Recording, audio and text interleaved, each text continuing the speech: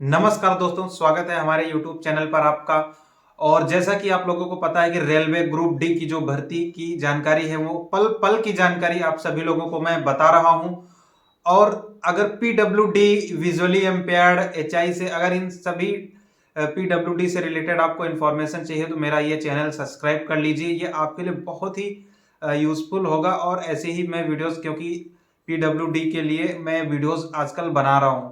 तो आज मैं बात करूंगा कि जो वीआई की कट ऑफ गई है वो ऑलरेडी जो हमारा एक रीजन है अहमदाबाद मुंबई जोन, वहां की जो 57.26 लगभग गई है कट ऑफ। वो जो लोग सिलेक्टेड हुए हैं उनके डॉक्यूमेंट वेरिफिकेशन के बारे में मैं बात करने वाला हूं कि लगभग आपको कौन कौन से डॉक्यूमेंट्स ले जाना है। अगर आप ये सारी चीजें रख लिए हैं तो समझ लीजिए, अगर आपका कोई भी इशू नहीं है तो आपका सिलेक्शन डॉक्यूमेंट में जरूर हो जाएगा। और ये आपको ध्यान रखना चाहिए। और ये मैं सिर्फ पीडब्ल्यूडी कैंडिडेट्स के लिए नहीं बोल रहा हूँ, सभी कैंडिडेट्स के लिए बोल रहा हूँ।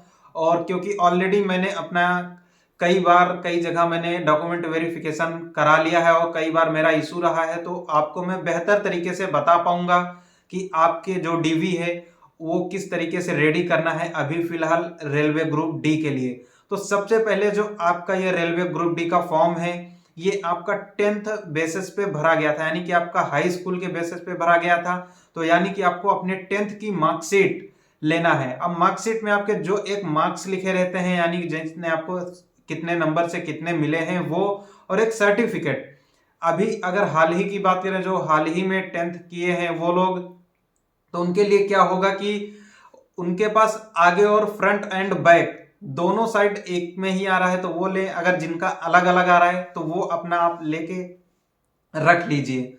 उसके बाद आता है आपका आइडेंटिटी प्रूफ। आइडेंटिटी प्रूफ में आपका जैसे कि आपका Aadhaar card, voter ID, driving licence और पासपोर्ट, इन चार में से कोई ना कोई आपके पास जरूर होना चाहिए। अदरवाइज आप आइडेंटिफाई जो आइडेंटिफिकेशन के लिए आईडी प्रूफ होगा उनमें आप रह जाएंगे। तो आपका आधार कार्ड तो होना बहुत जरूरी है।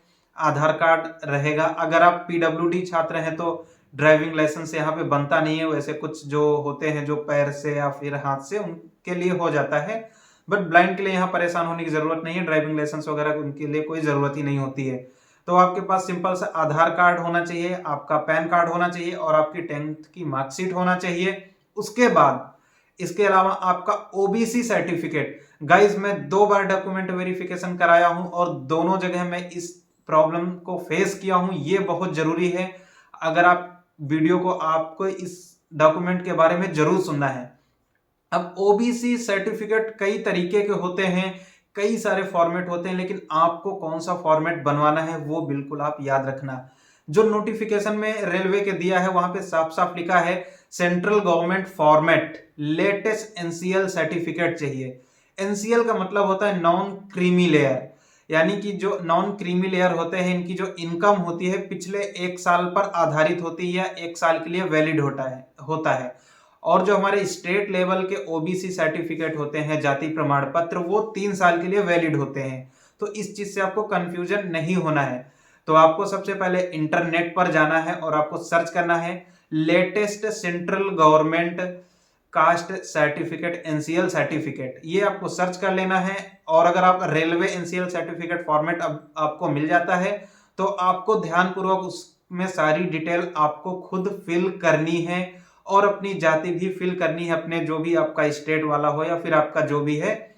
और इसमें 2-3 चीजें रहती हैं जो रिजेक्शन होने के, जो रिजेक्ट हो सकता है। आप पहले अपनी जो जाति लिखेंगे, क्योंकि आपकी जो जाति होगी उसे कई नामों से जाना जाता है। तो वो जो कम से कम 6-7 नेम होते हैं जो आप अपनी जात का नाम लिख रहे हैं उस फॉर्म पर, वो सेंट्रल गवर्नमेंट के लिस्ट फॉर्मेट में है कि नहीं वो आप इंटरनेट पे सर्च कीजिए। सेंट्रल गवर्नमेंट कास्ट लिस्ट आपको दिखाई दे जाएगी, या फिर मैं इस वीडियो के डिस्क्रिप्शन में उसका लिंक डाल दूंगा तो आप वहां से देख सकते हैं। तो वो सारी चीजें आप भर के ले जाइए और आप अपने एसडीएम या डीएम जो भी इशूइंग अथॉरिटी होता है वहां पर ले जाके आपको उस पर राउंड सील्ड लगवाना है, यानी कि जो चौकोर होती है उसको नहीं लगवाना है, आपको राउंड सील लगवाना है। एंड एसडीएम के या फिर आपके जो इशूइंग अथॉरिटी हैं उनके साइन एंड सील लगवा लेना है। ये आपका 100% होगा। उसके बाद आपको अपना पिछला भी रख लेना, अगर रेलवे मांग लेता है कि आप किस बेसिस पे इसको फॉर्म भरा था, तो आप पिछला दिखा सकते हैं।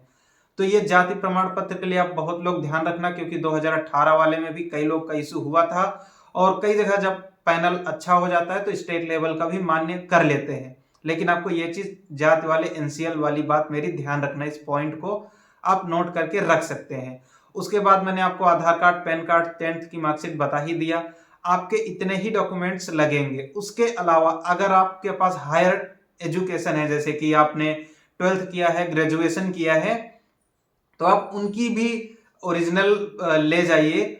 इससे क्या होगा कि वो आपका सबमिट कर लेंगे डॉक्यूमेंट, और आगे चल के जब भी कोई प्रमोशन होगा तो उस पे आपको प्रेफरेंस दिया जाएगा। हालांकि ये चीजें आप बाद में भी अपडेट करवा सकते हैं, इसके लिए मैं अलग से वीडियो बनाऊंगा, तो बट आप बाद में इसे अपडेट करवाया जा सकता है, तो उसमें कोई दिक्कत नहीं है, आप इसमें बाद में भी अपडेट करवा सकते हैं। बट आपके पास जो भी हायर डॉक्यूमेंट्स हैं वो सारी चीजें लेके जाइए, और कम से कम इनकी 4 या 5 प्रति फोटो कॉपी आपको ले जाना है।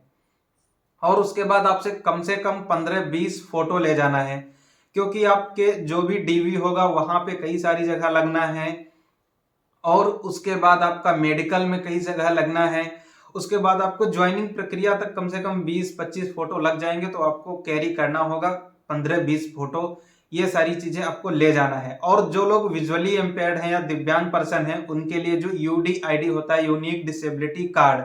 अब इसमें 2 प्रकार के कार्ड होते हैं। एक छोटा कार्ड होता है ट्रेवल कार्ड, जो कई सारे स्टेट गवर्नमेंट अलाउ करते हैं, और एक होता है डिसेबिलिटी कार्ड जो बड़ा होता है A4 साइज का, तो आपको वो वाला आपको लेके जाना है। वो ऑनलाइन ही निकलता है, तो उसका कोई ओरिजिनल नहीं होता, तो उसकी आपको प्रिंट आउट लेके जाना है, कलर प्रिंटेड होना चाहिए। ये आपके लिए बहुत जरूरी है, यूडीआईडी डिसेबिलिटी कार्ड। और अगर आपके पास जब फॉर्म भरा था उस समय आपने कोई दूसरा लगाया था, तो वो वाला भी आपको लेना है। इन सब की फोटो कॉपी आपको ले लेना है, और कम से कम 4 प्रति तो आपको बना ही लेना है। ये सारी चीजें लेकर आपका जो भी एड्रेस होगा वहां पर जाना होगा। बाकी आगे की इंफॉर्मेशन मैं अगले वीडियोस पर देता रहूंगा, बट जो मैंने जानकारी आपको बताई है ये सारी चीजें आप रख लेते हैं तो आपको कोई भी प्रॉब्लम नहीं होगी। इनमें बस एक बात मेन है जो गौर देने वाली है, आप कास्ट सर्टिफिकेट में कंफ्यूज मत होइएगा। एनसीएल यानी नॉन क्रीमिलियर ओबीसी का सर्टिफिकेट आप लेटेस्ट फॉर्मेट डाउनलोड कीजिए, और अपनी जो जाति लिखेंगे वो आपको ध्यान रहे स्पेलिंग सही रहे। वो जाति लिस्ट जो है आप लिख रहे हैं वो सेंट्रल गवर्नमेंट के लिस्ट में होना चाहिए, नाम आपका सही होना चाहिए, और आपकी जो डेट ऑफ बर्थ, नेम, ये सब सेम होना चाहिए। अगर कोई चीज सेम या फिर कोई चीज आपको लगता है कि ये चीज दिक्कत है, नहीं हो सकती, तो आप पहले से ही उस चीज के लिए एफिडेविट बनवा लीजिए, और एफिडेविट साथ में लेके जाइए, क्योंकि ऐसा नोटिफिकेशन में भी है कि आपको मेंशन, आपको एफिडेविट के थ्रू वो आपको कुछ समय का मोहलत दे देंगे, उसके अंतराल आप उसे सुधरवा सकते हैं। तो उम्मीद करता हूं कि आपको ये सही जानकारी आपको पसंद आई होगी, और उम्मीद करता हूं कि आपको यूं ही चैनल सब्सक्राइब कर लीजिए, और आगे आने वाले समय में आपको मैं बहुत सारी जानकारी रेलवे ग्रुप डी से रिलेटेड देने वाला हूं। सैलरी, इंटरव्यू, कौन कौन से पोस्ट होते हैं, दिव्यांग के लिए कौन से पोस्ट अच्छे होते हैं, तो बहुत सारी जानकारी देने वाला हूं। तब तक के लिए गुड बाय, जय हिंद, जय भारत।